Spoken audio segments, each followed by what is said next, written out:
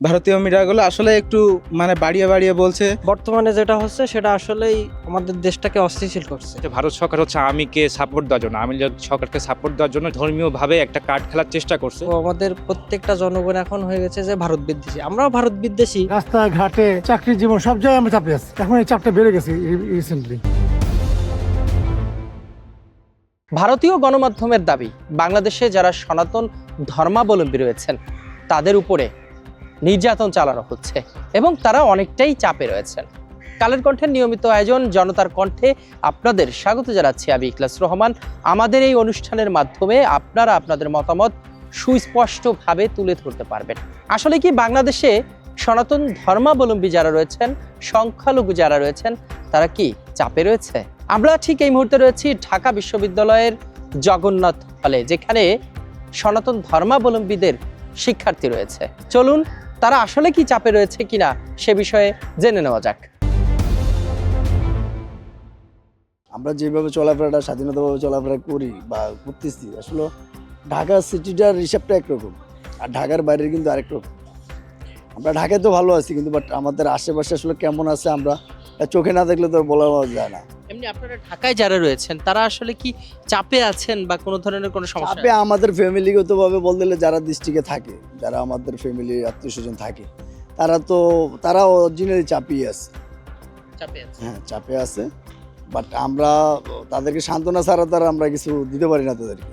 আমরা বলি যে হ্যাঁ ঠিক হয়ে যাবে সময়ের দরকার। এখন অবশ্যই আমরা চাপে আছি। এখন সম্প্রতি এই যে 2-1 দিন আগেই আপনি সুনামগঞ্জে যদি দেখে থাকেন, সুনামগঞ্জে 120-30 ঘরের উপর একটা হামলা হয়েছে, যার নিউজ কিন্তু কোনো নিউজ মানে বড় আকারের নিউজ পোর্টাল কিংবা আমাদের সংবাদ মিডিয়ার মধ্যে আসেনি। ঢাকায় 2 জায়গায় ইসকন মন্দিরে হামলা হয়েছে, এইসব নিউজ কিন্তু আসতেছে না। তো এইসব নিউজ না আসার একটা কারণ কি? নিশ্চয়ই একটা মহল চাইতেছে যে না, এইসব নিউজ না আসুক সামনে, যাতে করে বাইরে থেকে বোঝা না যায় বা বাইরের বিশ্ব বুঝতে না পারে যে আমরা আসলে কী রকম সমস্যার মধ্যে আছি বা কী রকম পজিশনে আছি। তো এইটাই কারণ মেইনলি, যে অবশ্যই চাপের মধ্যে তো আছি। যেহেতু এসব খবর সাধারণত মিডিয়া আসার কথা, কিন্তু মিডিয়া যদি না আসে তাহলে নিশ্চয়ই বোঝা যাচ্ছে ভেতরে কেউ কলকাঠি নাড়তেছে যে যাতে এগুলো সামনে না আসে। দর্শক, আমরা ঠিক এই মুহূর্তে জগন্নাথ হলের সামনে রয়েছি। সেখানে যারা শিক্ষার্থী রয়েছেন, সাধারণ শিক্ষার্থী, তারা বলছেন যে তারা কিছুটা চাপে আছেন এবং তাদের উপরে যে হামলাগুলো হচ্ছে সেগুলো মিডিয়া ফলো করে আসলে প্রকাশ করছেন না, এমনটি দাবি তুলছেন। আমরা আরও শিক্ষার্থী রয়েছে, আমরা তাদের সাথে কথা বলি। এখানে যারা সনাতন ধর্মাবলম্বী, ভাই কি সনাতন ধর্মাবলম্বী? একটু কথা বলতে চাই ভাই। কালের কণ্ঠ থেকে আমি ইখলাসুর রহমান রয়েছে। আমাদের জনতার কণ্ঠ নামের একটা এপিসোড চলছে, যেখানে বলা হচ্ছে ভারতীয় মিডিয়াগুলো বলছে বাংলাদেশে যারা সনাতন ধর্মাবলম্বী রয়েছেন তারা অনেকটা চাপে রয়েছেন। আসলে কি আপনারা চাপে রয়েছেন বা নির্যাতনের শিকার হচ্ছেন কিনা? না, একটু তো চাপ হচ্ছেই, কারণ চারপাশে যা কিছু দেখা যাচ্ছে একটু চাপ হচ্ছেই। আশা করি কমে যাবে, এটা হয় মাঝে মধ্যে হয়, একটু আশা করি ঠিক হয়ে যাবে আর কি। অনেক সব দিকে রাস্তাঘাটে চাকরি জীবন সব জায়গায় আমরা চাপে আছি। এখন এই চাপটা বেড়ে গেছে রিসেন্টলি। আমরা বাইরে বা আশেপাশে আমাদের দেশের যে বিভিন্ন মিডিয়াগুলো তো দেখছি আমাদের সনাতন ধর্মাবলম্বীদের উপর যে বিভিন্ন নির্যাতন হচ্ছে, এগুলাতে কিন্তু মানে যে প্রপার নিউজ এগুলা দেখানো হচ্ছে না আর কি। মানে কোথায় দেখেন? আমি দেখলাম, আপনি দেখেন সুনামগঞ্জে এত কিছু হয়ে গেল, তারপর হচ্ছে আমাদের আশেপাশে যে ঢাকার ইসকন মন্দির, রাধা গোবিন্দ মন্দির না কি জানি, ওখানে হইলো কি ভাঙচুর হইলো, পুড়িয়ে দেওয়া হলো, কিন্তু এখানে কিন্তু প্রপার কভারেজ আমরা দেখি নাই। এমনকি আমাদের ক্যাম্পাসে যে মানে সনাতনদের বিরুদ্ধে যে ইয়েগুলো হচ্ছে, বিভিন্ন জায়গায় যে নির্যাতন হচ্ছে, তার বিরুদ্ধে যখন আমাদের হল থেকে বা আমাদের ক্যাম্পাসে সনাতন ধর্মাবলম্বীরা আন্দোলন করছে, তখনও দেখছি আমরা প্রপার কভারেজ পাচ্ছি না বা মিডিয়াগুলো ভালোভাবে এগুলো নিচ্ছে না। জানি না তাদের কি ভীতি, হয়তো সরকার ভীতি, অথবা আমাদের এখানে মনে করেন ইসলামের মানে কি বলবো, ইসলামিক কান্ট্রি, এজন্য হয়তো তারা ভয়ে কিছু প্রপার স্টেপ নিচ্ছে না।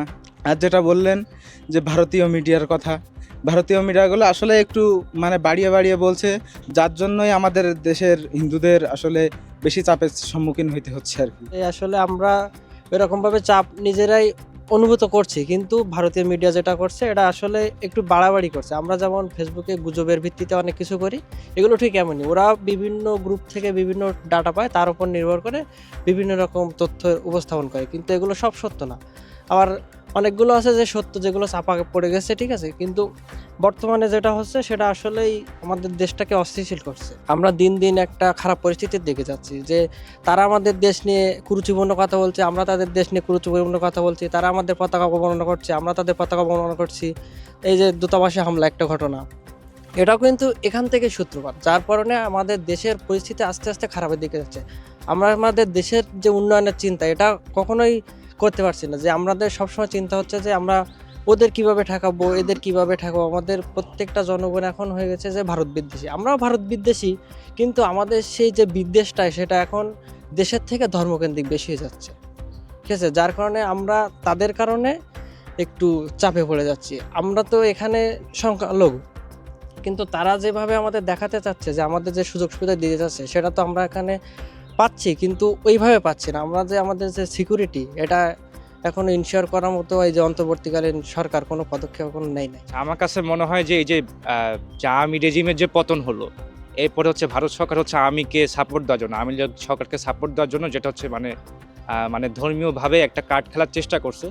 সেটা কার্ডটা খেলার কোনো একটা পর্যায়ে হয়তো সামাজিকভাবে হিন্দুরা হয়তো তারা হচ্ছে একটু সামাজিকভাবে একটু তাদেরকে করা হচ্ছে, হেয় করা হচ্ছে, এটাই আর কি, আর কিছু না। বাংলাদেশ সবসময় হচ্ছে সাম্প্রদায়িকভাবে সম্প্রীতি একটা জায়গা ছিল, কিন্তু এখন আপাতত হয়তো অস্থিতিশীল, এটা ঠিক হয়ে যাবে আশা করি।